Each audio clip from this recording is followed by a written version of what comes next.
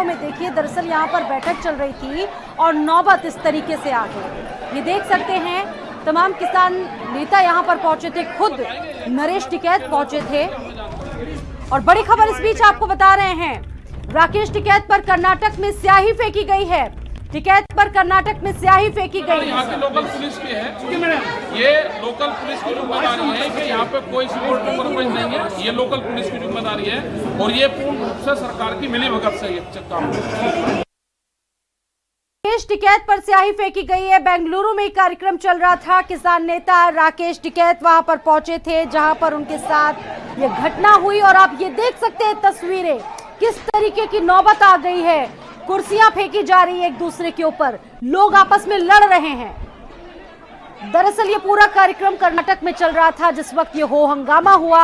ये तस्वीरें आई और किसान नेता राकेश टिकैत के ऊपर स्याही फेंकी गई। और जब उनसे पूछा गया तो ये सब कुछ क्या चल रहा है, तो उन्होंने कहा कि सरकार की मिलीभगत का ये पूरा मामला है।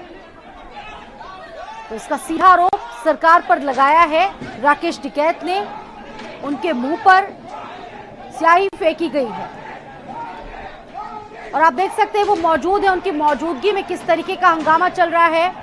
लोग एक दूसरे के ऊपर कुर्सियां फेंक रहे हैं,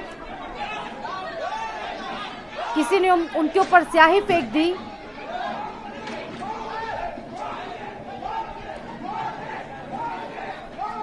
और अभी भी जमकर बवाल चल रहा है।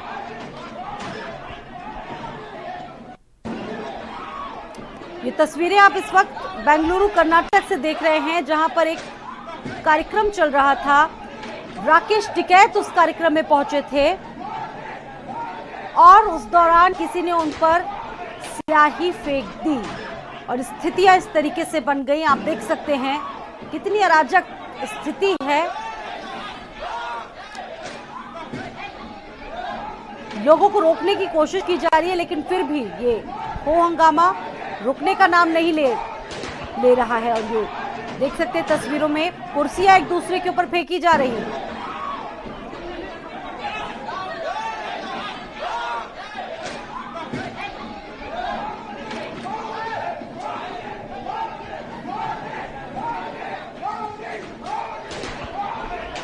जमकर बवाल चल रहा है, मारपीट तक की नौबत आ गई है। आप देख सकते हैं तस्वीरों में, और एक दूसरे के ऊपर कुर्सियां पटकी जा रही हैं। बेंगलुरु कर्नाटक से तस्वीर और राकेश टिकैत पर हमले की जो तस्वीर है हम आपको दिखा रहे हैं बेंगलुरु से, जहां पर उनके ऊपर किसी व्यक्ति ने स्याही फेंक दी और जमकर हंगामा अभी भी किया जा रहा है।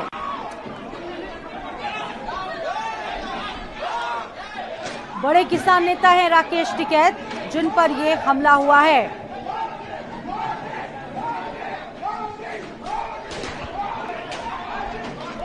एक बार फिर से अपने दर्शकों को बता दें कि राकेश टिकैत पर स्याही फेंकी गई है। बेंगलुरु कर्नाटक में कार्यक्रम चल रहा था जिस दौरान ये पूरी तस्वीरें सामने आई हैं और अभी भी बवाल वहां पर चल रहा है। एक दूसरे पर कुर्सियां फेंकी जा रही हैं।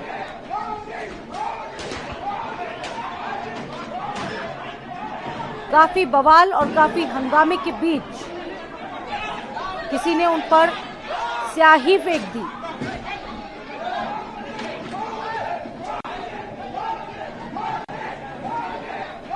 और इस हंगामे के पीछे क्या कारण रहे ये अभी तक पता नहीं चल पाया है। और कुमार पुष्कल फोन लाइन पर इस खबर पर हमारे साथ जुड़ चुके हैं। कुमार, ये जो तस्वीरें देख रहे हैं, विवाद क्या है? स्याही फेंक दी गई राकेश टिकैत के ऊपर और तस्वीरें हम अपने दर्शकों को दिखा रहे हैं। देखिए, साफ तौर पे प्रेस कॉन्फ्रेंस के दौरान राकेश टिकैत पर स्याही फेंकी गई है और इल्जाम लगा है किसान नेता कोडिहल्ली चंद्रशेखर के समर्थकों के खिलाफ कि उनके समर्थकों ने राकेश टिकैत पर स्याही फेंकी हो। मामला कुछ और होगा, लेकिन फिलहाल उन पर स्याही फेंकी गई है। और जिस तरह मिल रहा है, आपस में लोग गुत्थम गुत्थी कर रहे हैं। एक हॉल में प्रेस कॉन्फ्रेंस किया जा रहा था, कुर्सियां फेंकी जा रही हैं और झड़पें साफ तौर पे देखने को मिल रही हैं।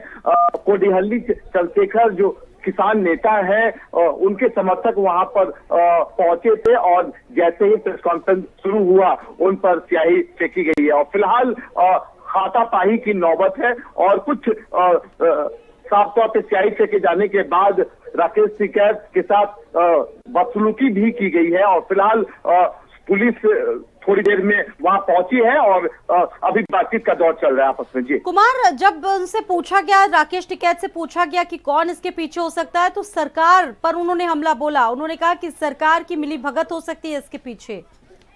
देखिए, साफ तौर पे जो स्थानीय किसान नेता है बेंगलुरु प्रेस क्लब में पहुंचे, उस वक्त राकेश टिकैत अपने समर्थकों के साथ प्रेस कॉन्फ्रेंस की तैयारी कर रहे थे और जैसे ही प्रेस कॉन्फ्रेंस शुरू हुआ उन पर स्याही फेंकी गई और जो स्थानीय किसान नेता है वो राकेश टिकैत से उनका जो मतभेद है साफ तौर पे देखा जा सकता है। जिस तरह हाथापाई की नौबत आई है, कुर्सियां फेंकी जा रही हैं, क्योंकि प्रेस कॉन्फ्रेंस को एकदम खराब स्थिति में लाने की कोशिश कोडिहल्ली चंद्रशेखर के समर्थक कर रहे हैं फिलहाल। और राकेश टिकैत वहां पर मौजूद है और स्याही फेंके जाने के बाद भी वो कुछ अपने समर्थकों के बीच कुछ बोलते नजर आ रहे हैं। जी बिल्कुल, लेकिन सवाल ये है कुमार, पुष्कर की स्थितियां इतनी बिगड़ती चली गई, कोई रोकने वाला नहीं था। देखिए, बेंगलुरु प्रेस क्लब का ये नजारा है, वहां पर चूंकि पुलिस का इंतजाम नहीं था और प्रेस के अधिकतर लोग वहां पर मौजूद हैं, उस वक्त ये स्थिति देखी गई और उस वक्त एकाएक किसान नेता कोडिहल्ली चंद्रशेखर के समर्थक वहां पहुंचे और उसके बाद उन पर स्याही फेंकी गई और उनके साथ बदसलूकी की गई, कुर्सियां तोड़ी गई और हाथापाई की भी नौबत साफ तौर पे देखा जा सकता है विजुअल्स में।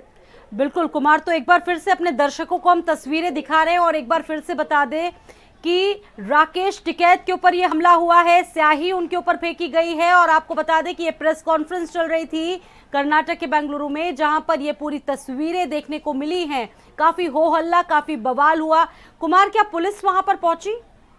देखिए, फिलहाल अभी तक पुलिस को जरूर बुलाया गया होगा। राकेश टिकैत के जो समर्थक हैं उन्होंने जरूर कॉल किया होगा, लेकिन फिलहाल जिस तरह की स्थिति है अभी भी वहां पर बदसलूकी करने के हालात साफ तौर पे विजुअल्स में देखे जा सकते हैं। कुर्सियां तोड़ी जा रही हैं, लेकिन फिलहाल पुलिस के लोग वहां पहुंच रहे हैं और थोड़ी देर में मामले को शांत कराने की कोशिश की जा रही है दोनों पक्षों के द्वारा। बिल्कुल कुमार, पुष्कर एक बड़े किसान नेता के तौर पर जाने जाते हैं, देश भर में अपनी उपस्थिति को दर्ज कराते हैं। अभी हाल ही में इनकी पार्टी में 2 फाड़ भी हुए हैं।